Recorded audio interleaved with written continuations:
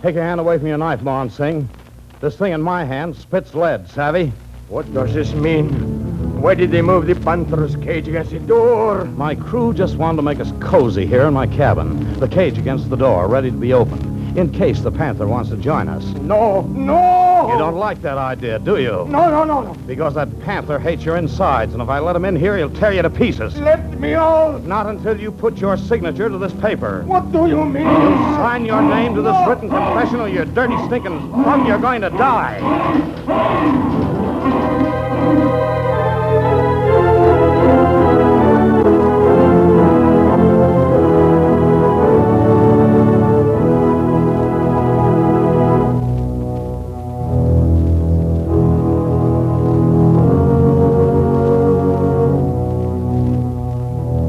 We bring you another in the series of true sea stories based on the life of Captain Gunnar Carlyle, world-famed deep-sea diver and soldier of fortune. Another page from Out of the Deep.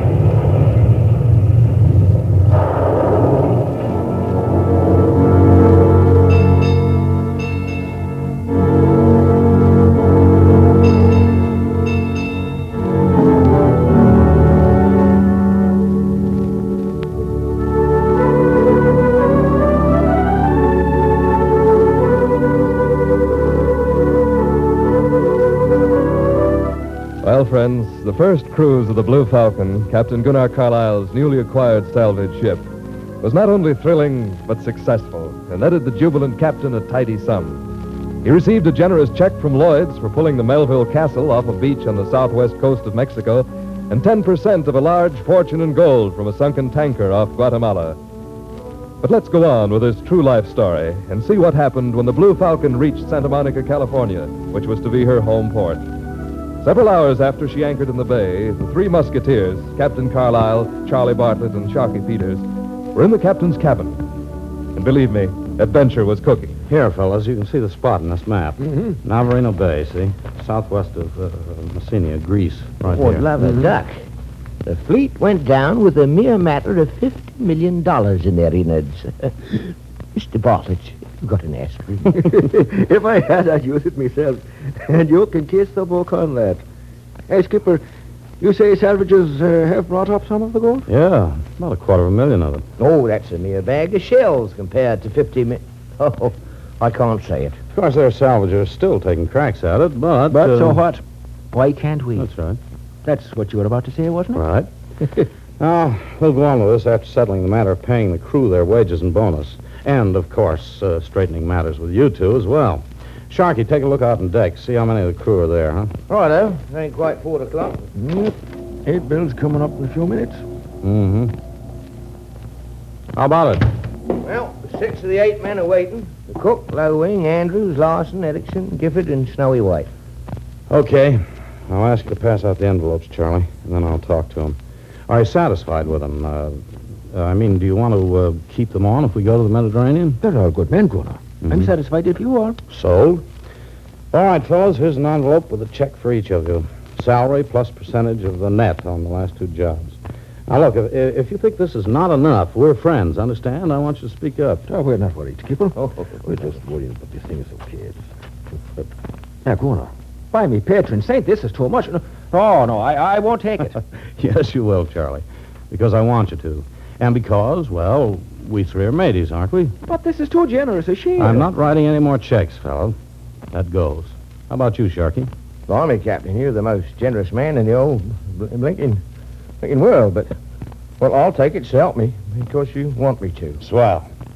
Now, if you think this treasure hunt is a good investment, you two can each put in a couple of $1,000 for a percentage on a pure gamble if we go. That's the deal, Gunnar. I'll be with you from AD's to breakfast, Captain. Well, we'll all have supper together and talk some more about it, huh? Mm-hmm. Oh, come on, boy. Charlie, take the envelopes, huh? Yep. All right, men. I see you're all on time, and that's only natural, I'd say, considering the fact that you might be able to use what's in these envelopes. There's Eric Sorensen, Bill Gifford, Slim Erickson, Low-Wing, Hal Andrews, Snowy White, Jim Badger, and Ray Green. Open them up, boys. And then the captain wants to say something to you. All right, man. You have your wages from the day we left Hoboken to our arrival here this morning at Santa Monica. I want to thank you for a fine job and splendid conduct straight through. Now the question, are you satisfied with your bonus checks? Okay. Now another question. I'm thinking of going on a treasure hunt. Of course, you know that's the dream of every salvage master, to bring up gold from sunken treasure ships. By this time tomorrow, I'll have made up my mind. If you want to go along, I'll give you 3 days' leave at full pay. We'll leave at dawn on the 4th day. What's your answer, man?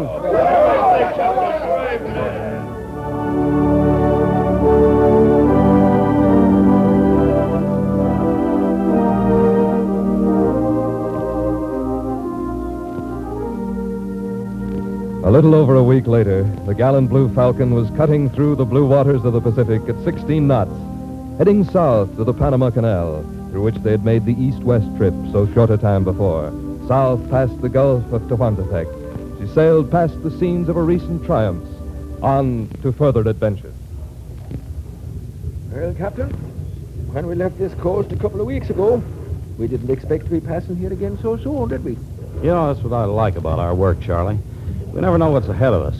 That's the way it'll always be. An assignment or an idea, we pick up and go. Righto, Captain. So it is. Hey, will you look at them porpoises diving and swimming in front of our bow, leading us on and spelling good luck for us. Blimey, what a joyful sight.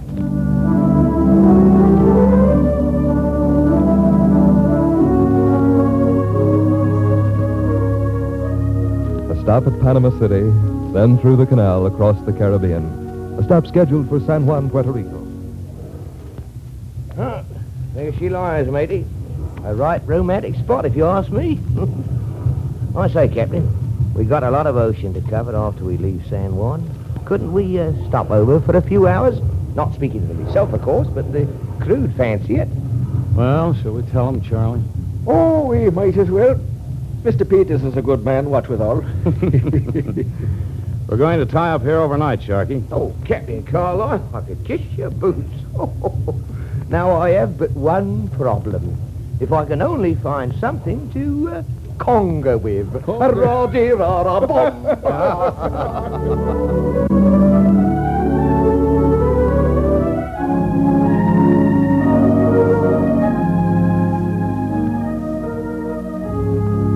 And then followed the trip through the Straits of Gibraltar, into the Mediterranean, nearing the goal, past Tunis and the island of Sicily. As they cruised near the spot where a great sea battle occurred 121 years ago, the three musketeers were again together in the chart room. Hey, hadn't we better break out the diving gear and get things ready, Captain? They're a little previous, Sharky. Oh. We have to go on up to the Aegean Sea, make a short trip inland to Athenia, get clearance to work in Greek waters. Oh, me heart's busted. Patience, matey. Oh, well, Greece, it'll be something to see. I wonder who runs the restaurants there. That's a joke, mateys.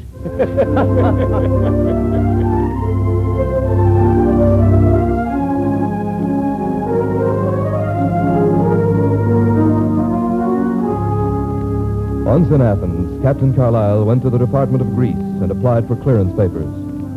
He was forced to make a most difficult decision. There was a cablegram from Lloyd's of London, with whom he kept in touch constantly, offering him an exceptionally large fee to help pull the liner Empress of China off the beach at Calcutta, India, where she'd gone ashore with 1,100 passengers. I'm thinking of the crew, Charlie. They'll be disappointed. Oh, but you've got your clearance papers. We can come back after the job's done. Yeah, I know. And the main point is, I'm a fair-haired lad with Lloyd's now. I can't afford to jeopardize that standing. Oh. Well, I'll explain matters, and we'll go through the Suez and down to Calcutta.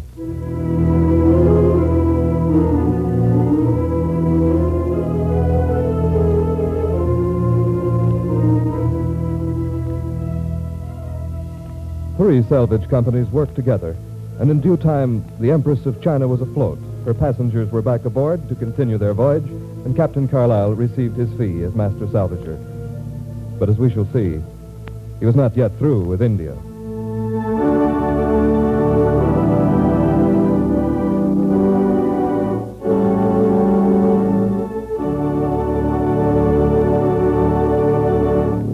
Of course, the captain couldn't know that one of the strangest adventures of his career was now before him. He hoped to return to Greece immediately. However, well, here's what happened when he and Charlie Bartlett entered the office of a British official named Henry Cripp. Oh, Carlyle, I'm frightfully sorry, but I have bad news for you. Yeah, now what? Gentlemen, it will be impossible for you to go back through the Suez Canal. Impossible. I don't understand. What's the reason, Mr. Cripps? I just had official word this morning. No clearance papers can be issued to ships going through the canal. There's a cholera epidemic raging in the area. Cholera? This is a fine kettle of fish going on. Yeah, it's hard to take. See, Mr. Cripps, Mr. Bartlett and Mr. Peters and I invested our own money on that venture I told you about. I'm sorry, old man, really I am. But of course you must have been paid handsomely by Lloyd's for that Empress of China job. Yes, of course. We can go back home with a good profit, but naturally it's a disappointment. Well, now that I've given you the shock, as it were, I have something that might compensate for it, assuming you'll go back to your home port, of course.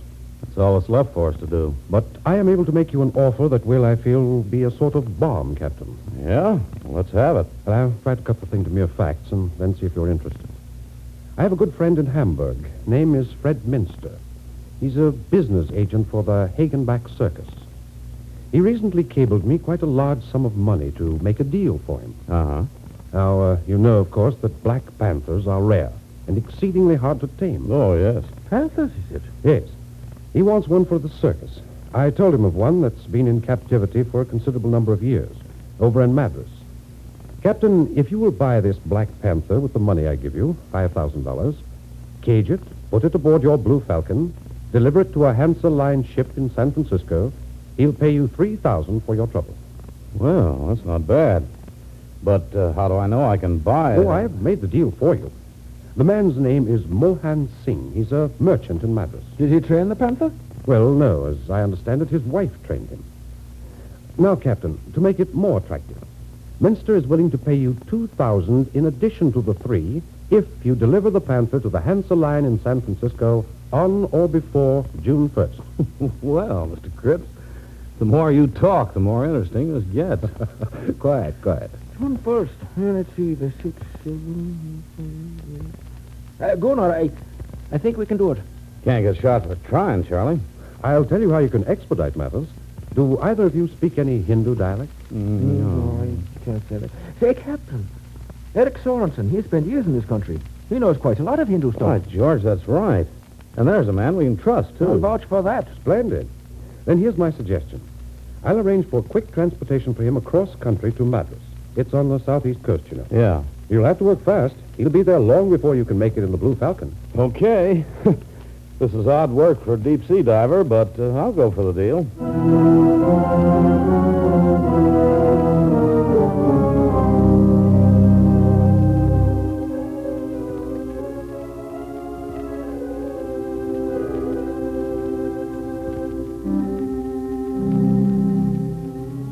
Eric Sorensen readily agreed to act as agent for Captain Carlyle, and an hour later he was on his way overland to Madras, the third largest city in India. Late the same afternoon, the merchant Mohan Singh had received the message from Henry Cripps. He hurried to his home about 2 miles from the main part of the city. His wife Kazna was outside in the yard, having just returned her pet black panther Ramar to his cage. Her husband called to her. Come, Kazna. I wish you to sit with me. I want to talk to you. I do not wish to sit down, And why? because I know what you are going to say. You have heard from the Englishman in Calcutta again. You are indeed right.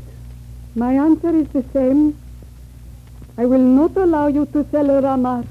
So, you dare to defy me once again. Yes. Ramar, quiet. Quiet, Quiet now. Quiet. Oh, how he hates Listen to me, my wife. Do you know what this means to me? I will be rich. I can expand my business. And what would it mean to me? Nothing. And I would lose the only friend I had. But I will buy you new dresses. All the silks and satins you desire. A string of pearls to place around your beautiful neck. This is again a lie. Ramar belongs to me. When my father sold me to you to take as a wife, you promised him that I could always keep Ramar. That you would never take him away from me. Did you not? Your father is dead. And so is any such foolish promise. You will not take him from me. I swear this. You fool woman.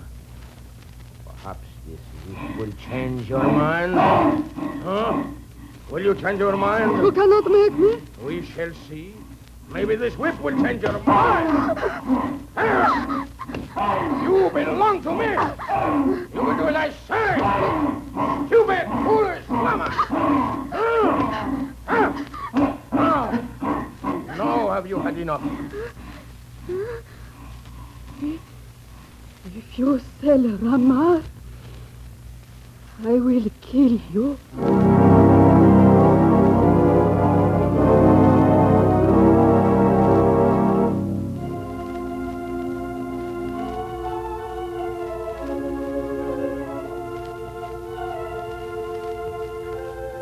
When the Blue Falcon tied up at a dock in Madras, the captain expected to find Eric Sorensen waiting there. But he was not in sight. Worried and sensing trouble, he asked Charlie Bartlett to go ashore and to the American consulate to seek information. A half hour later, the captain was pacing up and down the deck when the cook, Low Wing, hurries to him, calling. Captain Carlyle! Captain Carlyle! What is it, Low Wing? Oh, Mr. Bartlett, he come. Where? I don't see him. Oh, coming through cloud of natives near gangplank. Oh, yeah. And Sorensen's not with him. No, not with him. What do you think he happened to Mr. Sorensen, Captain? No idea, Low. Maybe Mr. Bartlett can tell us. Oh, yeah. He come, chop. Well, any news of him, Charlie? Gunnar, I've got bad news. What's happened? Sorensen's in the hospital. Oh, no. What's the rest of it? How is he? They found him about 2 miles out of town. He'd been slugged over the head and robbed. I was afraid. Is he badly hurt? I telephoned the hospital. Said we'd be over right away. It's a concussion, Captain, and it blinded him. Blind. Oh, Mr. Sorensen. Let's go to him, Charlie.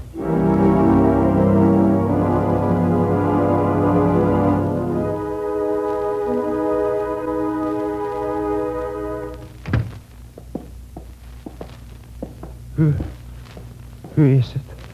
It's Carlyle, Eric, and Charlie Bartlett's with me. I'm glad you're here. Take it easy, Eric. We promised the doctor. Yeah, sure. Can't tell you how sorry I am, old fellow. Me neither, Eric. It's a tough break. But the doc says there's no fracture and... Yeah, but I'm blind. Easy now. Captain, you won't leave me here when you... Not by any means. You're going home to California with us.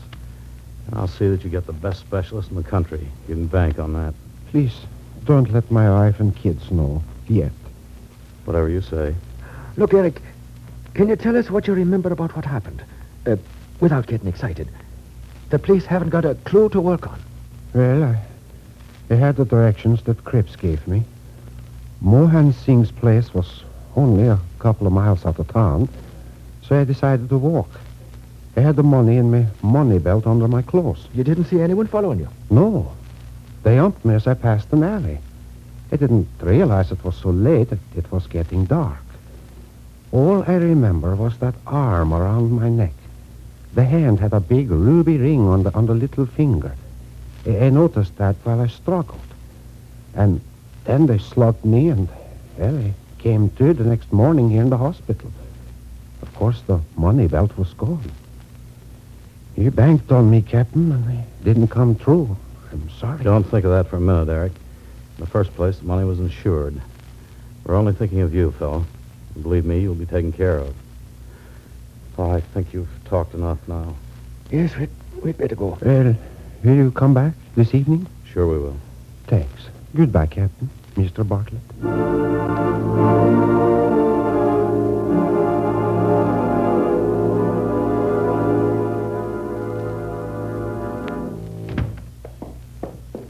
Let's sit down, Charlie, and think this thing out. I think there's only one thing to do first. And that's to make a call on this Mohan Singh. Yeah, you and Sharkey and I will go out there pretty soon. I can't get poor Sorensen out of my mind. Neither can I. Oh, blast it all. Why did we have to get into this thing? Come in. Hey, Captain. There's a native wants to see you. Yeah? Oh, lovely. She's a comely trick. She speaks good English, too. I'll bet a cook if she knows something about Port Orleans. Send her in. Send her in. Right. Maybe this is it. Yeah, maybe. Right this way, miss. Here we are. Mr. Peters, keep at your post by the gangway, huh? Oh, I see. I'm Captain Carlyle, and this is my mate, Mr. Bartlett. I must speak quickly. There's not much time. I am Kazna Singh, wife of Mohan Singh. Oh, I see. The Black Panther belongs to me. My husband is bringing him to you in a steel cage. He's on his way now. Mohan is a beast. Look, I show you my bag. See? Good heavens. Look at those welts on her back. He did that. Yes. Then when the man came to put Ramar in the cage, I fought with Mohan. He was going to kill me with his knife. I tried to let Ramar out at him, but I was too late. I had to run from Mohan. Then I went to the home of a friend, and I heard this story about one of your men who was to buy Ramar, how he was beaten and blinded. Sahib, Captain, I am sure that it was my husband and his men who beat and robbed him. Well, There's the story, Captain. He's going to try to get you to pay for the Panther twice. sounds like it. Will you please tell me something? If Ramar goes to the circus people, will they be kind to him? Yes, I'm sure they will. It's a fine organization. And it's to their own good to treat animals well. Thank you, Sahib. Now I ask favor of you. Will you let me hide on ship? So Mohan won't see me. All right. Well, look, you can go into the next cabin, and I think you'd better hurry. I'll go now. Well, Skipper? Charlie, we'll have to get the derrick rigged up right away. Wait a minute. Singh will have some of his men with him when he comes aboard. Now, after the cage is on deck, I'll tell Singh to come into my cabin. Then you, Sharkey, and the crew, the rest of them will get busy. Tell Singh's men they'll have to wait on the wharf. In the meantime,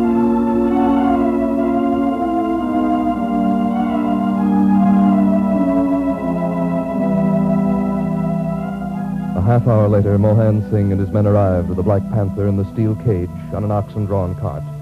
Charlie Bartlett directed the operations, and the cage was soon aboard. Having roller wheels at its base, it was easily moved about. Finally, to a spot near Captain Carlyle's cabin. And then the bearded brute of a man with a suave manner entered the captain's cabin. Charlie saw that the door was left open, swung all the way back, and waited outside. Captain Carlyle sat on his desk, his feet on a four-legged stool below. He motioned Mohan Singh to a chair. Thank you, Captain. And now to business, eh? that's a fine animal. Beautiful animal. I imagine the Hagenbeck people will be glad to get him. Oh, but yes. Is he a pet of yours? Well, no. He has been a pet of my wife's for a few years, but she tired of him, and she was willing for me to sell him. But to business, Captain. Wait a minute. I don't quite understand. I invited you to my cabin to pour you a glass of wine, Mr. Singh. The business was concluded by my man Sorensen. What do you mean? Well, he arrived here 2 days ahead of my ship. Surely he paid you for the Panther. What are you saying? I do not know of a Mr. Sorensen. Are you trying to trick me? As a matter of fact, yes. I am here to collect $5,000 in American money. But you're not going to get it. I will show you. Take your hand off that knife. This thing in my hand spits lead, savvy? I will go out and... Stay right where you are. All right, Charlie, move the cage in now. Quick, boys. Up against the What does this mean? My men just made us cozy together here in the cabin, the cage against the door, ready to be opened in case the Panther wants to join us. No. You don't like that idea, do you? No. Because Ramar hates your inside. And if I let him in here, he'll tear you to pieces in 2 minutes. Let me out of here. Not until you put your signature to a piece of paper that I have here. Oh, what do you mean? You'll sign your name to this written confession, and you'll take off that ruby ring and place it on my desk, or, you dirty, stinking thug, you're gonna die. No. What is that paper? on, what does it say? It's a confession that you and your men slugged my agent, Sorensen, robbed him of his money belt containing $5,000, and left him in the street to die. Now sign it, you louse. No, it is not true. All right. You see, I have this stool to protect myself from him. But I know he won't bother me because I'm not afraid. No. There's something that you probably don't know, see? When a person is in mortal fear, certain glands give out with a bad odor that only animals can smell, and it makes them killer. You see, he's caught that odor, and it means you're guilty. Don't make a move toward me. If you don't sign that paper, you'll die one way or the other, my gun or the Panther. That'd be more terrible, wouldn't it? My hand's on the cage door. No, do not. I confess. And throw your knife on the floor under my desk and sign that paper. I will sign. Throw the knife. Yes. I will sign. There. Now let me out of here. Take me to the police. That's just where you're going, stupid. Take it away, Charlie. Get on it, man. All right, stand where you are, Sing. Charlie, here's the key to my locker. Get me a pair of handcuffs. Right, Skipper. I'll Sing, they'll put you where you won't have to worry about Panthers for a long time. Hanser, you here. So you would try to kill me, would you? Now you are going to prison. I shall watch them take you while I say goodbye to Rama. Captain Carlyle, stand back. What the? Now, Rama, there he is.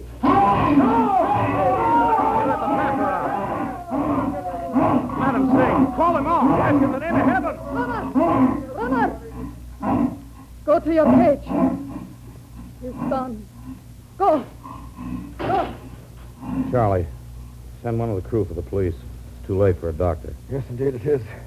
Andrews. Aye, sir. Go ashore and bring the police. Right away, sir. Charlie, look, Madam Sing. She's lying on the deck. She's fainted. Come on. Yeah. Madam Singh. Madam Singh. Madam Sing, are you all right?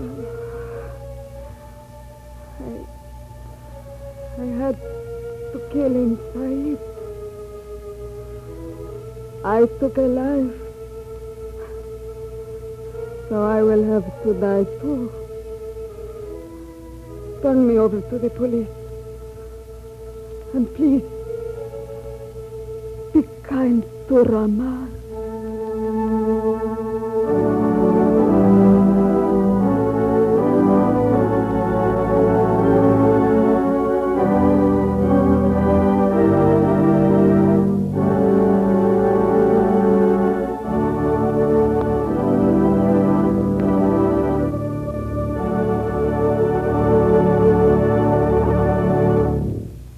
Well, that was a tragic story, but a true one in Captain Gunnar Carlyle's life. The Blue Falcon returned home across the Pacific, first to San Francisco, where the Panther was delivered one day before June 1st. Then to Santa Monica, the home port, where Eric Sorensen was hospitalized and attended by a famous surgeon. His eyesight was restored, and he soon rejoined the crew of the Blue Falcon.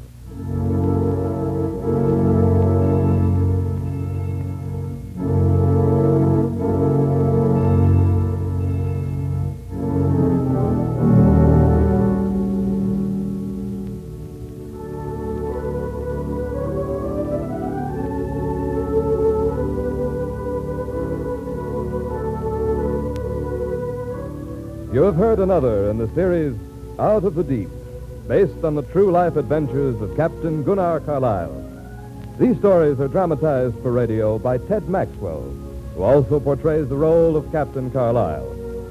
Other featured players were Charles Seal, Charlie Lung, Peggy Weber, and Russ Thorson. Music was composed and played by Joseph Enos. Production and direction by Homer Canfield. Your narrator, Don Stanley. Be with us next week for another adventure in Out of the Deep. This program came to you from Hollywood. This is NBC, the national broadcasting company.